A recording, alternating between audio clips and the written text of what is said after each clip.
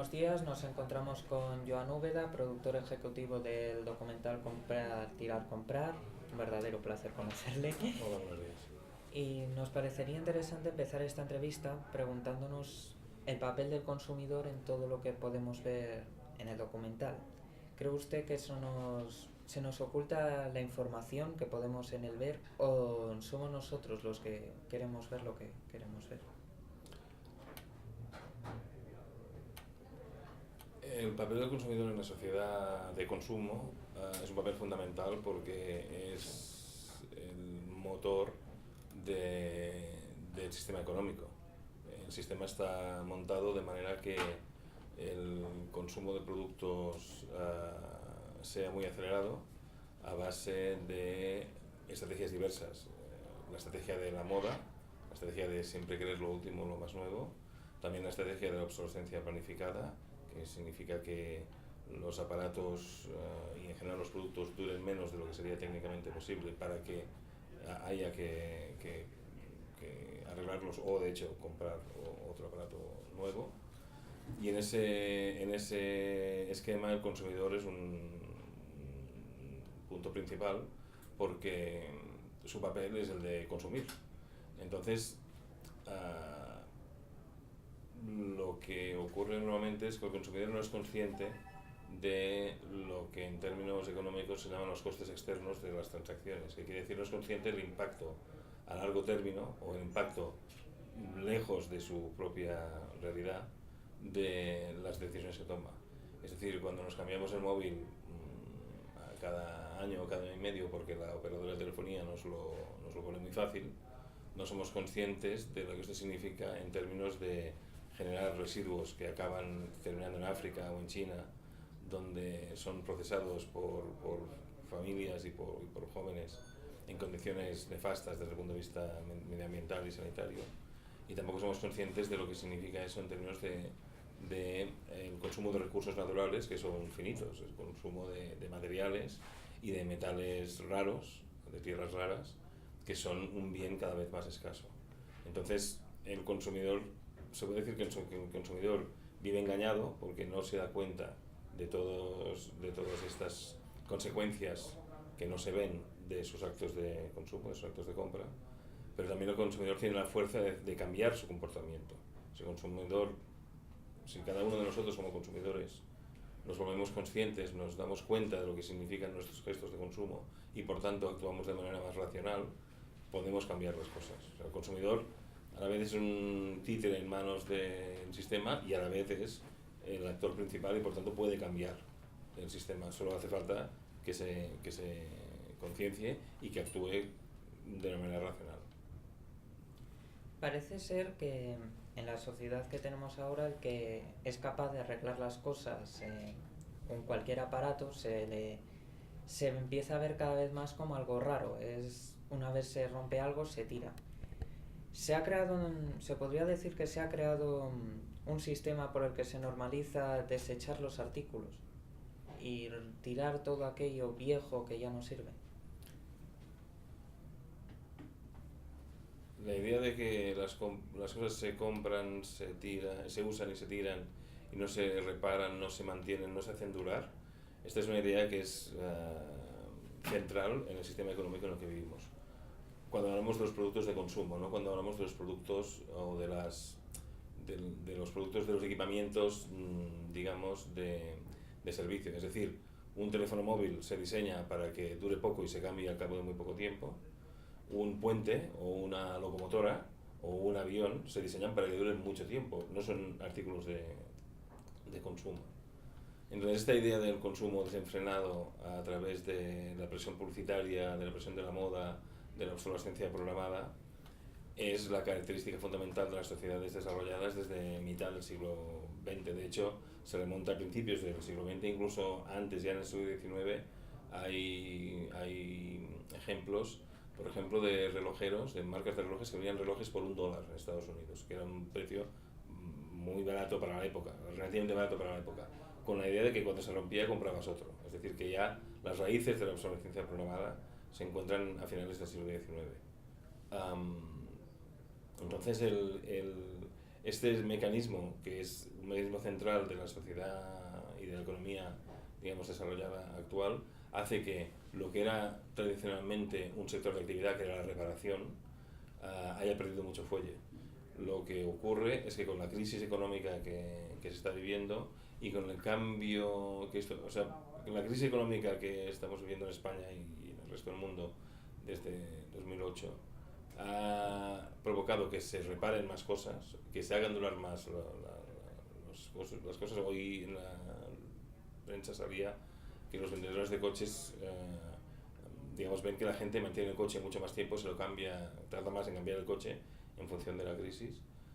Pero no solamente como deriva de la crisis, sino también porque la crisis ha hecho que mucha gente tome conciencia y por tanto decida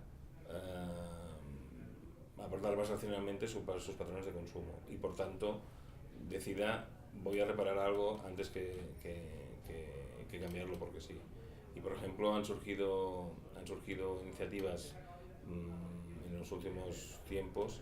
Por ejemplo, en Estados Unidos hay una compañía que se llama iFixit que te vende kits de reparación de teléfonos móviles, de iPhones y de teléfonos Android, en la que con los que cualquier persona puede reparar su teléfono. Porque para reparar un teléfono lo único que se necesitan son las herramientas adecuadas, que no son fáciles de encontrar, pero ellos te las venden, y los recambios. Y entonces hay toda una cultura de gente que empieza a encontrarle gusto a reparar en vez de comprar, porque esto te hace sentir que tú tienes poder sobre los objetos, no los objetos tienen poder sobre ti, que es algo que digamos, a mucha gente le da placer, es decir, ser capaz de reparar algo en vez de encontrarse impotente frente al aparato no funciona, el aparato se ha estropeado y no sé qué hacer con él. Por tanto, yo diría que, por una parte, la obsolescencia programada, la idea esta de comprar, tirar, comprar, usar y tirar, es una característica fundamental del sistema en que vivimos y que se ha ido haciendo más universal a medida que ha ido avanzando el siglo XX y que nos hemos metido en el siglo XXI. Pero por otra parte, la crisis que estamos viviendo ha hecho cambiar algunas mentalidades, en algunos casos por una cuestión coyuntural, o sea, no hay dinero, tengo que hacer durar las cosas, pero también ha hecho darse cuenta a mucha gente de que se puede plantear el consumo de otra manera.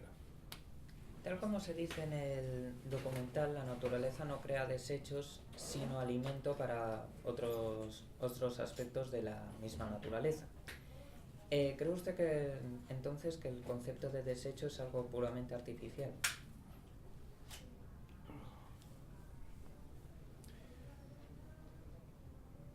A ver, en la naturaleza se dan ciclos cerrados o sea, toda la naturaleza acaba convirtiéndose en nutriente para otro ciclo, ¿no? En cambio, la actividad humana transforma los recursos naturales a través de procesos que tienen que ver con procesos físicos y químicos y el resultado de esto son muchas veces productos que no pueden ser reintegrados al ciclo natural, ¿no? Que no son biodegradables. Entonces, en ese sentido, el concepto de desecho sí que es un concepto artificial, porque es derivado de la acción humana. Digamos, los humanos no son los únicos que usan tecnología, hay uso de tecnología por parte de primates, por parte de pájaros, ¿no? Pero esa tecnología se usa en el contexto de un ciclo biológico. Una de las características de los humanos, ¿no? de la humanidad, es que ha hecho de la tecnología una herramienta para transformar el entorno de una manera muchísimo más radical y muchísimo más sustancial que lo que puede hacer la naturaleza por sí misma. Entonces, claro, naturalmente el concepto de desecho es un concepto que va unido directamente a la actividad de los seres humanos, la actividad de la humanidad, y por tanto el sentido sí que es un concepto artificial. En esta cadena de comprar, tirar, comprar, ¿cree que rige más la obsolescencia programada o el deseo incontrolado de adquirir la última novedad o tener lo mejor que haya salido en el mercado? Es que son dos aspectos distintos de la misma situación. O sea,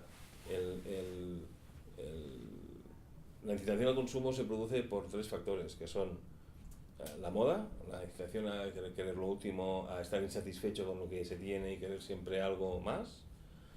la obsolescencia, que hace que además los aparatos duren poco y entonces tengas como más alicientes para cambiarlos, y el crédito, que es que hace que te ofrecen dinero para comprarlos, y por tanto es un triángulo de factores que son los que influyen en esta manera de funcionar.